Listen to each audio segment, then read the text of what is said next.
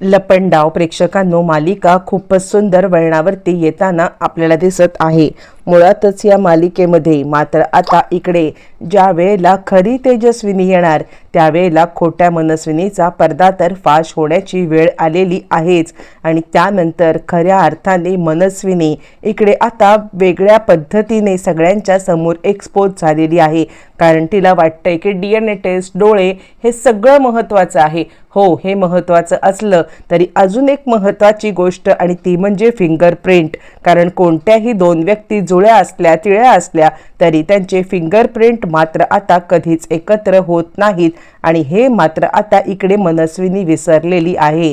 मनस्विनी या सगळ्यामध्ये विसरले की तिचे आणि तेजस्विनीचे फिंगरप्रिंट कधीच एकत्र होऊ शकत नाही। आणि हाच धागादोरा पकडत आता खऱ्या तेजस्विनीला समोर आणत मनस्विनी आणि तेजस्विनी यांच्यामधला भेदभाव जो काही आहे तो समोर आलेला आहे। आणि त्यानंतर खऱ्या अर्थाने मालिकेचा टर्निंग पॉइंट आलाय। पण खरी तेजस्विनी कुठे भेटली, कानाने हे सगळं कसं घडवून आणले, सगळ्या गोष्टी आता या व्हिडिओमध्ये पाहूया। छोटासा व्हिडिओ चुकवून आता इकडे दाभाडे मावशी सखीला पुन्हा एकदा चाळीमध्ये घेऊन गेलेले आहेत। सखी आता तिथे राहण्यासाठी नकार देते आहे आणि त्याच वेळेला दाभाडे मावशी आणि आता तिची मैत्रीण किरण हे दोघं जण आता इकडे तिला इथे सांगत आहेत की काहीही झालं तरी सुद्धा मुळातच तू या सगळ्यामध्ये आता मात्र काहीही झालं तरी सुद्धा तू इथून जायचं नाहीये, इथून कुठेही जायचं नाहीये। आणि काहीही झालं तरी सुद्धा आता आम्ही तुला सोडणार नाही आहोत। कारण आता या म्हणजे चाळीसोबत खूप मोठं नातं आहे तुझं। तुझी आई तेजस्विनी हिने आता ही चाळ उभी करण्यासाठी खूप कष्ट घेतलेत, त्यामुळे या चाळीची मालकीण तूच आहेस आणि त्यामुळे तू आता कुठेही जाऊ नको, असं म्हणत तिची मैत्रीण सुद्धा तिला आता समजवते। आणि त्यानंतर सखीकडे सध्या तरी राहण्यासाठी काहीच नाहीये आणि ही चाळ तिच्या आई आणि वडिला या दोघांनी ज्या वेळेला निर्माण केलेली आहे आणि त्यासाठी आपल्या आई वडिलांच्या छत्रछायेखाली आपण आता इथे राहूया असा विचार करत ती ताबडतोब आता इकडे होकार देते। बरं, तिने होकार दिल्यावरती मग दोघे जणी तिला घेऊन त्यानंतर कान्हा आता किरणला सांगायला लागतो, हे बघ मला ना या सगळ्यामध्ये आता एक गोष्ट करायची आहे आणि सगळ्यात महत्त्वाची गोष्ट म्हणजे आता इकडे खऱ्या तेजस्विनीचा पत्ता शोधायचा आहे। तुला माहित नसेल पण मी पोलिसांच्या कॉन्टॅक्टमध्ये आहे। पोलिसांच्या कॉन्टॅक्टमध्ये राहून आता मी त्यांना सतत आता अपडेट त्यांच्याकडून घेत आहे की मनस्विनीचं काय, तेजस्विनीचं काय नक्की झालंय, कसं झालंय हे सगळं। आणि हे सगळं होत असताना मात्र आता या गोष्टी जर का आपल्याला म्हणजे लवकरात लवकर जर का आपल्याला कळल्या तर आता इकडे खरी तेजस्विनी आणि आता मनस्विनी या दोघींची सत्य मात्र आपल्याला समोर आणता येतील।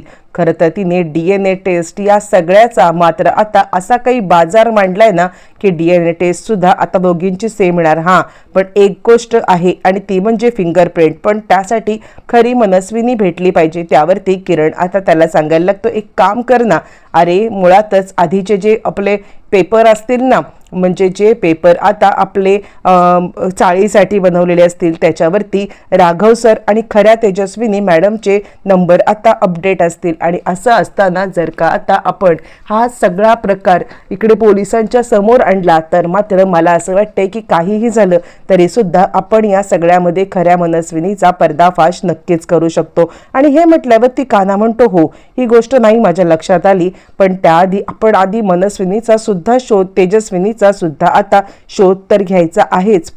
पण त्याचबरोबर आता मात्र या आता जे तू पेपर म्हणतोयस ना त्या पेपरचं सुद्धा आता सत्य इकडे आपण हे करायचं आहे। काहीही झालं तरी लवकरात लवकर मात्र आपल्याला ते पेपरचं सत्य शोधलं पाहिजे, असं आता कान्हा म्हणत आहे।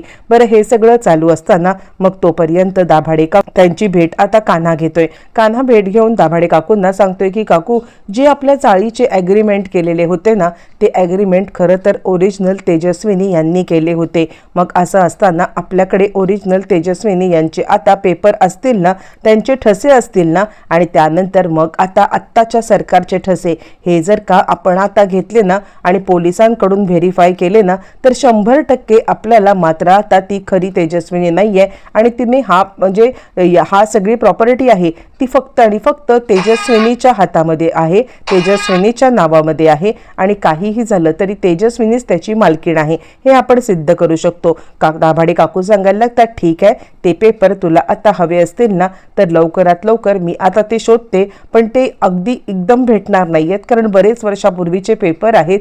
त्यावेळेला मी म्हणजे चाळ मालक इथे त्यावेळेला सगळे ट्रस्टी होते, मग ते वेगळे होते, त्यांच्याकडून ते पेपर घेईपर्यंत थोडाफार वेळ जाईल. कान्हा आणि किरण तोपर्यंत काही गप्प बसत नाहीयेत आणि तोपर्यंत ते दोघं जण मात्र आता विविध पद्धतीने मनस्विनीचा खोटा पर्दा फाश करण्यासाठी तेजस्विनीला शोधण्याचा प्रयत्न करत आहेत. त्याच इकडे आपल्याला पाहायला मिळते की ज्या ठिकाणी आता इकडे मनस्विनी हे होत आहे, मनस्विनी तिथे बरी होत आहे आणि त्याच ठिकाणी आता मनस्विनीला शुद्ध आले आणि तिला आपल्या लेकीची आठवण आले, पण तिचा चेहरा मोहरा पार खराब होऊन गेलेला आहे आणि याच कारणासाठी मात्र आता इकडे मनस्विनी विचार करत आहे तेजस्विनी की काहीही झालं तरी माझी ही अवस्था जर का आता केलेली आहे तर या सगळ्यामध्ये माझ्या लेकीची काय अवस्था केली असेल ती आता मला पाहायला पाहिजे, असा विचार ती आता करत आहे आणि त्यासाठी काहीही झालं तरी मला इथून निघायलाच पाहिजे असं ती विचार करते. मग त्यानंतर ती आता आहे त्या अवस्थेमध्ये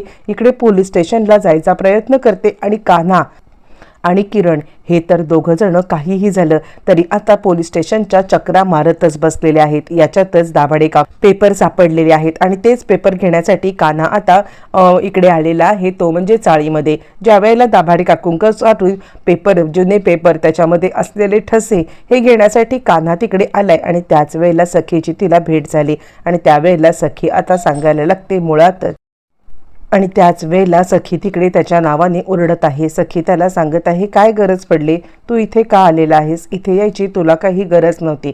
आणि त्यावरती कान्हा म्हणतो, मुळातच आता इकडे तेजस्विनीचे सगळे तेजस्विनी मावशीचे मी आता फिंगरप्रिंट घ्यायला आलोय. त्यावरती ती सांगायला लागते, त्याची काही गरज नाही आहे, काहीही झालं ना तरीसुद्धा मी या सगळ्यामध्ये समर्थ आहे. आणि त्यानंतर ती सांगायला लागते, माझ्या आईचे पेपर आहेत ना, मी बघेन काय करायचं ते, असं म्हणत या सगळ्यामध्ये मात्र आता इकडे तिने कान्हाला चांगलंच फटकारले. कान्हा मात्र तिला सांगण्याचा प्रयत्न करत आहे पण त्यानंतर ती काही ऐकत नाहीये. पण कान्हा आता दाभाडे मावशींकडून पेपर घेऊन निघून गेलेला आहे.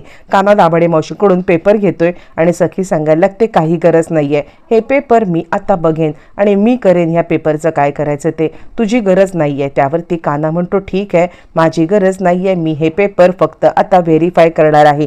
मुळातच मनस्विनीचे मी ठसे इकडे आणलेले आहेत, मनस्विनीचे ठसे आणि हे मी आधी फॉरेन्सिक डिपार्टमेंटमध्ये देणार आहे आणि फॉरेन्सिक डिपार्टमेंटमध्ये मी आता हे दिल्यावरती त्यानंतर मग ते रिपोर्ट आल्यावरती मग पोलीस कंप्लेंट करायची आहे.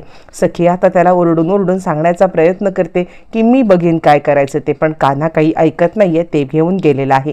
इकडे तोपर्यंत दाभाडे मावशी तिला सांगतात, सखी तू नको चिंता करूस, कान्हाने जर का या सगळ्यामध्ये आता मनावरती घेतलेलं आहे ना तर आता तो या सगळ्यामध्ये सगळं प्रॉपर व्यवस्थितरित्या करेल, तुला ते करायची काही गरज नाहीये, तो आता व्यवस्थितरित्या सगळं हँडल करेल. त्यावरती सखी म्हणते, नाही, मला आता खरंच कोणावरतीही विश्वास नाहीये, कारण कमजोर लोकांना आता इकडे जी स्ट्रॉंग लोक असतात ना ती आता अशा पद्धतीने हँडल करतात की त्यानंतर आपण मूर्ख बनतो. पण आता मला बिलकुल मूर्ख बनायचं नाहीये, काहीही झालं तरी मी मूर्ख बनणार नाहीये, मी सबळ बनणार, मी नोकरी शोधणार, मी माझ्या आईचा शोध घेणार. का माझ्या आईचा शोध घेण्यासाठी मला कान्हाची का मदत करावी लागणार आहे, का मदत घ्यावी लागणार आहे, ते काही नाहीये. मी आता कान्हाची मदत घेणार नाहीये, तर मी या सगळ्यामध्ये माझ्या आईचा शोध आता स्वतः घेणार आहे, असं म्हणत ती आता इकडे चिडले. पण तोपर्यंत कान्हाने मात्र खऱ्या तेजस्विनीचा शोध घेतलाय आणि आता इकडे पोलिसांच्या तावडीतून तिला आता घेऊन आलाय. फिंगरप्रिंट सुद्धा हे झालेले आहेत आणि खरी मनस्विनी सुद्धा भेटलेली आहे.